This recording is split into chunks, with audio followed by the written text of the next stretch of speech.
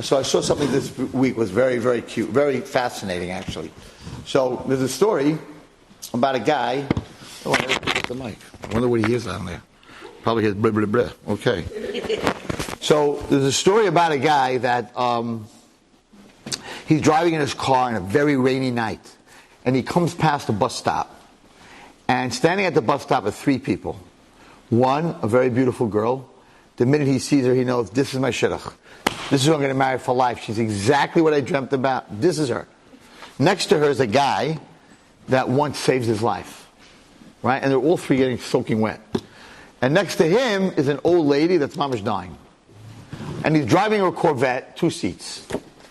And he pulls up to the bus stop. And he can only, right, he has to help one of them. Who should he help?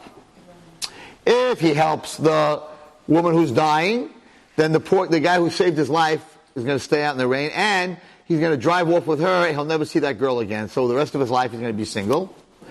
If he helps the girl, the beautiful girl that he wants to marry, what happened to his akar satov for the guy who saved his life? And he's going to let that old lady die?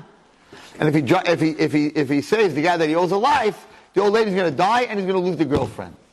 So there was this huge company, I think it was a law firm, and they were looking for a lawyer, and they got 400 applicants. And they asked every applicant this question, and they said the guy who gets it right gets the job. So one guy said, the girl, you got to get married. One guy said, lady's dying, pekuach nefesh. Everyone had different answers. You could all think in your mind, Nadine, who do you think we should save? They're going to sit on top of each other. No, they can't sit on top of each other. It's not a trick question. Not a trick question. No, I'm saying who would you save? You could save only one. There's no room to sit on top of each other. Who would I save? Who would you save? You would save? Which guy? The guy who saved his life? Yes, I would also take the guy. So you let that old lady die and lose out on his... The lady is dying, like, she's old. What about his... What? You what? I would take the old lady. You would save the old lady. Okay. I answered the question. I said I would save the old lady. Why? The guy that you owe your life to, right? So I'll get another chance to save him. He's alive. The girl, somehow I'll figure out how to find her. But the old lady, if she dies, like it's irreversible. I'm totally wrong. We're wrong, Jude. We're wrong. And you're also wrong. And you're also wrong. No. He just went on. Get out of the car. Give the keys to the guy who saved your life. Tell him to take the old lady to the hospital and wait for the bus with the girl. Godless. It's godless. One guy out of 400 got it right. And he got the job. All other 399 got it wrong. Why? Why did everyone get it wrong? Listen, it's a psychology question.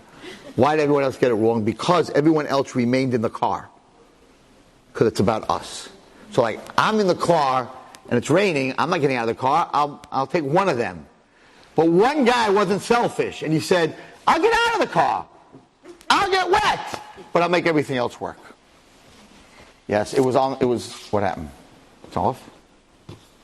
It was on the table half the time. Okay. You hear? That's the difference.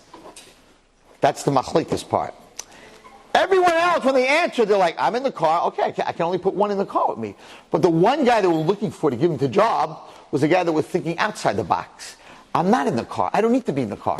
I can get wet. I want the girl. Save the other two. Godless. You've just experienced another Torah class brought to you by TorahAnytime.com.